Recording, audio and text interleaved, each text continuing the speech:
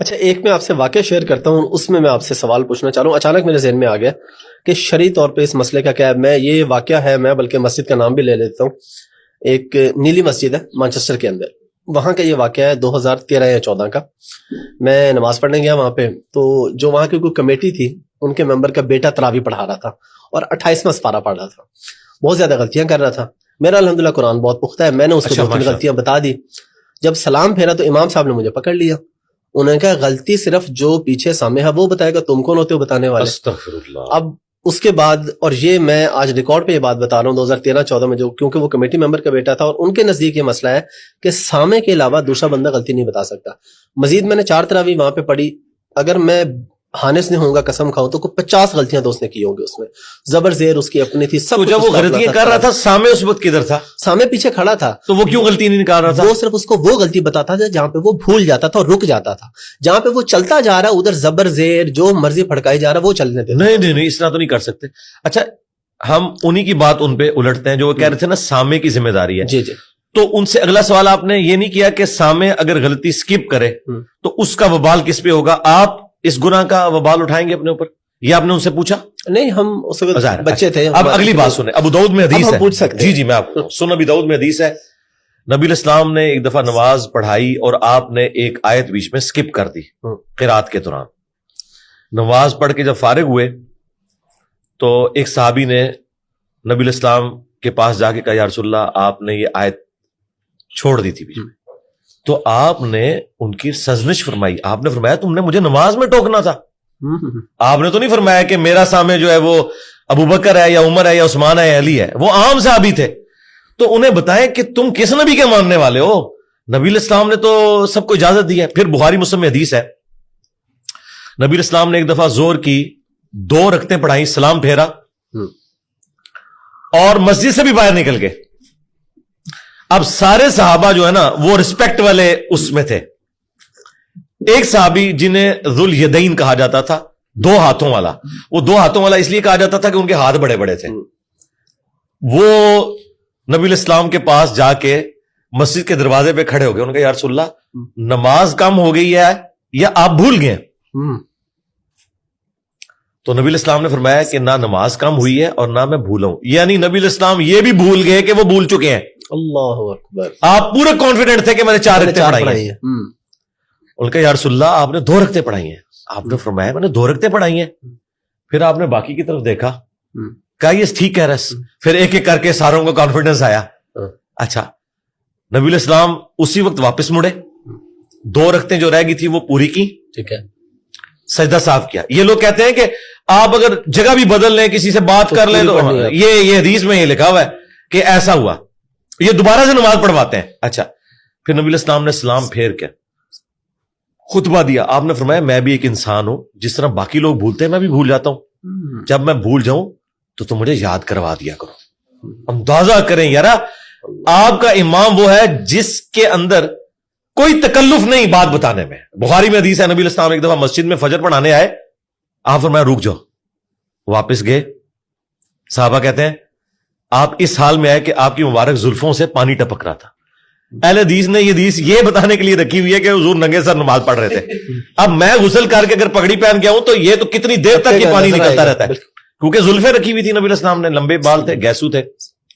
تو آپ نے آگے صحابہ کو خود فرمایا کہ میں جنبی تھا لیکن میں غسل کرنا بھول گیا.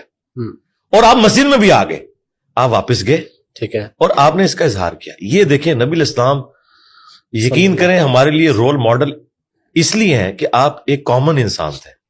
جس طرح ایک کامن انسان ڈیل کرتا ہے تبھی آپ کے لیے رول ماڈل ہو سکتے ہیں نا. اگر آپ ایک عزت کا اور وہ والا رشتہ اس لیول کے اوپر لے جائیں کہ کوئی آپ سے بات کرتے ہوئے ریلیکٹنٹ ہو تو آپ کے لیے وہ کیسے وہ شخص رول ماڈل ہو سکتا ہے. صحابہ کرام تو بالکل آپ کے ساتھ کلیئر کٹ گفتگو کرتے تھے. ایک شرعی مسئلہ ہے جو بخاری شریف میں حدیث موجود ہے کہ اگر غلام اور جو کنیز جو ہوتی ہیں، جو لونڈیاں ہوتی تھی، ان کی آپس میں شادی ہو نا، ان میں سے اگر ایک بھی آزاد ہو جائے نا، اگر وہ کنیز آزاد ہو جاتی ہے تو وہ پھر آزاد عورت ہے. وہ چاہے تو اپنے مرد کے ساتھ رہے چاہے نہ رہے. یہ شرعی مسئلہ ہے. ٹھیک ہے. وہ عورت ہوگی آزاد اور مرد ابھی تک غلام تھا. اس نے کہا میں نے تمہارے ساتھ نہیں رہنا. بخاری کے الفاظ ہیں وہ مدینے کی گلیوں میں روتا تھا اپنی بیوی کے لیے ہاں کوئی وہ اس نے کوئی افیئر نہیں چلایا ہوا تھا اور اس کی داڑھی آنسوؤں سے تر ہو جاتی تھی. اس کی یہ حالت دیکھ کے حضور کو ترس آیا. آپ نے اس کی اس بیوی کو بلایا, کہا کہ تو اسی کے ساتھ رہ. اس نے کہا یا رسول اللہ یہ آپ مجھے حکم دے رہے ہیں یا مشورہ دے رہے ہیں؟ ہائے ہائے ہائے, آپ سوچ سکتے ہیں یہ کانفیڈنس امتیوں کو نبی الاسلام نے دیا ہوا تھا. بے شک. تو نبی الاسلام فرمایا میں حکم نہیں دے رہا, اللہ کا حکم تو نہیں میں بدل سکتا, میرا ایک مشورہ ہے. تو اس نے آگے سے کہا یا رسول اللہ پھر میں یہ مشورہ نہیں مانتی. ہاں یہاں اگر کوئی تحریک چلی ہوئی ہوتی 295C اس پہ لگی ہونی تھی, FIR اس پہ کٹی ہونی تھی, اور کوئی مجاہد ملت کھڑا ہو جاتا, اس عورت کو جنت میں پہنچاتا اور اپنی جہنم پکی کر لیتا. اس نے تو جنت میں جانا تھا, اس نے اپنی جہنم بنا لینی تھی. بالکل. تو علی بھائی اسی سے ریلیونٹ ایک سوال کہ امام اگر غلطی کرے اور پیچھے کوئی نہ بتا سکے تو جو نماز سے باہر کو بندہ بیٹھا ہوا ہے وہ بتائے تو کیا نماز خارج ہو جاتی, فاسد ہو جاتی؟ نہیں, باہر والے کو ویسے تو انٹریکشن اس کے ساتھ نہیں کرنی چاہیے, ٹھیک ہے, لیکن اگر باہر والا بتاتا ہے تو یہ فقہ حنفی والوں نے ایک مسئلہ بنایا ہوا ہے کہ نماز جو ہے وہ فارغ ہو جائے گی. کیوں فارغ ہو جائے گی؟ خام خواہ آپ نے یہ چیزیں بنائی ہوئی ہیں, اس سے کوئی فرق نہیں پڑتا. باہر والا بھی بتا دے تو کوئی فارغ نہیں ہوگی. اور دوسرا اصل ایشو میں آپ کو بتاؤں کہاں ہوا ہے. یہ جو سامع ہے نا, ہمیشہ ان کی منزل آپ کو پتا ہے اس پڑھانے والے سے کمزور ہوتی ہے. جی جو کمزور ہوتا ہے اسے سامنے بتایا جاتا ہے.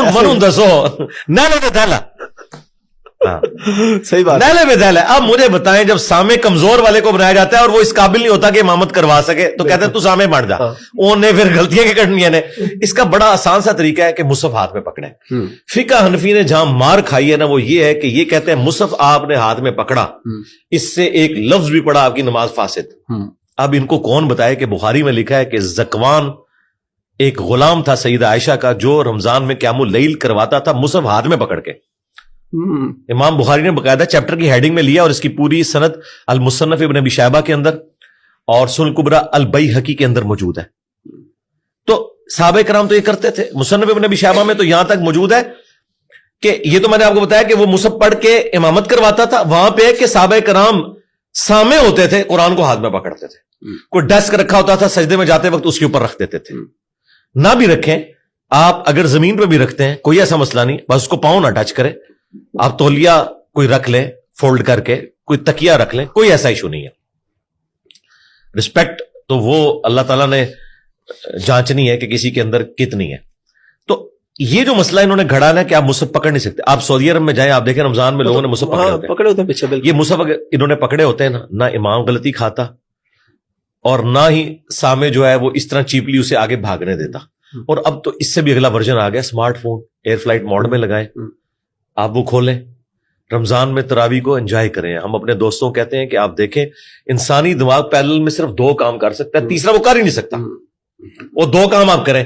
جب وہ قرات کر رہے ہیں آپ عربی پہ نظر رکھیں, نیچے جو اردو دیکھتے جائیں. میں آپ کو کہتا ہوں پوری نماز میں آپ کو وسوسہ ہی نہیں آئے گا. تیسرا کوئی چیز وہ دماغ سوچ ہی نہیں سکتا. تو پیرل میں آپ کا قرآن بھی کور ہوگا. یقین کریں جو 1.5 گھنٹے کی تراویح آپ کو لگتا ہے کہ 1.5 سال کی ہوگی ہے نا, آپ کہیں گے یہ فوراً ختم ہوگی. میں آپ کو بتاؤں کہ مجھے قرآنک عربی اچھی آتی ہے, یعنی میں قرآن کا ترجمہ کہیں سے بھی کر لیتا ہوں. حدیث والی عربی جو وہ ظاہر ہے کہ وہ اس طرح یوز ٹو نہیں ہوں. تو میں تو اتنا انجوائے کرتا ہوں قرآن سننے کو. میں کہتا ہوں کوئی اچھا پڑھنے والا ہو پوری رات سناتا رہے, انٹرسٹ نہیں لوز ہوتا. یہ ایک ایسی کتاب ہے کہ آپ کا انٹرسٹ لوز نہیں ہوتا. یہ جو لوگ رکوع کا انتظار کرتے ہیں نا تراویحوں میں, وہ ٹھیک کرتے ہیں بیچارے, ان کا کیا انٹرسٹ ہے. ہاں, ایک تو انہیں ان کا ترجمہ نہیں پتا, پلس عربی بھی نہیں نہ سمجھ آ رہی. یعلمون تعلمون ہے نا. بالکل. ہمارے محلے میں ایک مسجد تھی, وہ حافظ قرآن پورا مہینہ 2-4 صورتیں ہی نا آگے پیچھے کر کے انہیں سناتا رہا, اور وہ خوش تھے کہ ہمارا قرآن چل رہا ہے. لیکن اس کی عقل مندی تھی, اس نے سورہ یاسین سورہ ملک نہیں پڑھی, ورنہ تو پکڑا جاتا نا. ہاں, اسے بھی پتا تھا کہ